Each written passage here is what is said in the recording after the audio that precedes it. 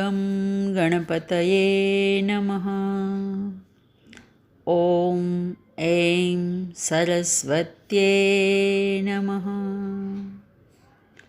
રામ દુઆરે તુમ રખવારે, હો તન આજ્ઞા બિनु पैसारे. सब सुख लहे तुम्हारी शरणा, तुम रक्षक काहू को डरना. आपन तेज समारो आपे, तीनो लोक હાંકતે કાપે. આગળ આપણે 20 ચોપાઈ સુધી જોઈ ગયા છીએ.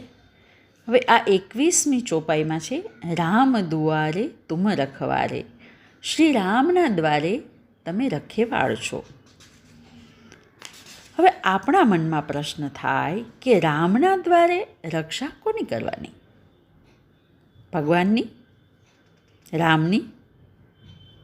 ના, શ્રી હનુમાનજી ભક્તના વિશ્વાસની રક્ષા કરે છે, જેથી આપણા હૃદયમાં રહેલા રામ ભૂલાય નહીં.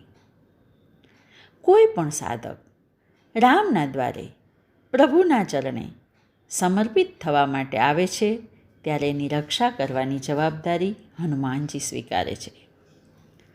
આનો અર્થ એમ થાય કે આપણા ઘરના દરવાજે આપણે રામની તકતી મૂકીએ અને રામદ્વાર બનાવીએ. આપણા દેહ પરથી નામ રૂપાદી અહંકારને દૂર કરીએ તો આપણું ઘર અને આપણું દેહ શ્રી રામનું મંદિર બનશે. આપણો દરવાજો રામદ્વાર બનશે અને એની રક્ષા સમર્થ હનુમાનજી કરશે. અને આ વાતનો સચોટ પુરાવો આપણને લંકા દહનના પ્રસંગમાં મળે છે. આખી લંકા બળી ગઈ, પરંતુ એક વિભીષણનું ઘર ન બળ્યું, કારણ કે હરિમંદિર તહ ભિન્ન બનાવા. હવે 22મી ચોપાઈમાં કહે છે, સબ સુખ લહે તુમ્હારી સરના, તુમ રક્ષક કાહુ કો ડરના. આપનું શરણ લેવાથી સર્વ સુખ મળે છે, આપ રક્ષક હો પછી કોનો ડર? હવે આગલી ચોપાઈમાં જ આપણે જોયું કે હનુમાનજી રક્ષક બને છે, અને આપણે એનું ઉદાહરણ પણ જોયું કે વિભીષણે હનુમાનજીનું શરણ લીધું તો રાવણના ભયથી તો મુક્ત થયા જ, પરંતુ રાજપદને પણ પામ્યા છે. શ્રી હનુમાનજી શરણાગતિ ભક્તને સર્વ સુખોની ઉપલબ્ધિ કરાવે છે. ભોળાનાથના અવતાર એવા હનુમાનજી સ્વભાવથી જ કરુણાવાન અને ઉદાર છે. એમના શરણે આવેલા ભક્તની કલ્પના અને અપેક્ષાથી અનંત ગણા સુખોની વૃષ્ટિ કરે છે. શ્રી હનુમાનજીનું શરણ જે લે છે એની બધી જ ઈચ્છાઓ પરિપૂર્ણ થાય છે. એ પછી 23મી ચોપાઈમાં છે, આપન તેજ સમારો આપે, તીનો લોક હાંક સિકાપે. આપનું તેજ આપ જ સંભાળી શકો.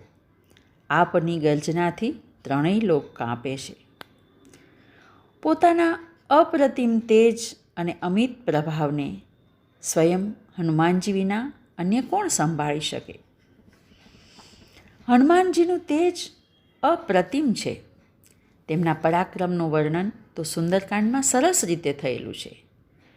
પરંતુ શ્રી હનુમાનજીનું તેજ કેવળ શારીરિક બળ પૂરતું મર્યાદિત નથી, પરંતુ એમનું અખંડ બ્રહ્મચર્ય અને અનન્ય ભક્તિની સામે ત્રણેય લોકના વૈભવનો ચળકાટ ઝાંખો પડે છે.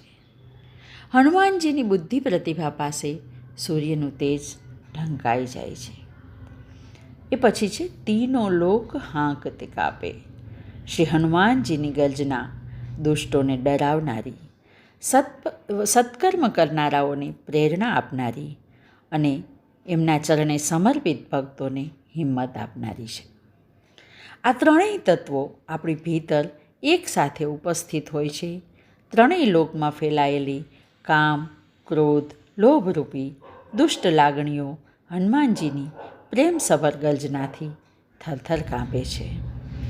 એમની ગર્જના સાધકને અધ્યાત્મ પથના સર્વ વિઘ્નોને ઓળંગી પરમ તત્વને પામવા માટે અવિરત પુરુષાર્થ કરવાની હિંમત આપે છે. હરિ ઓમ. તત્સત.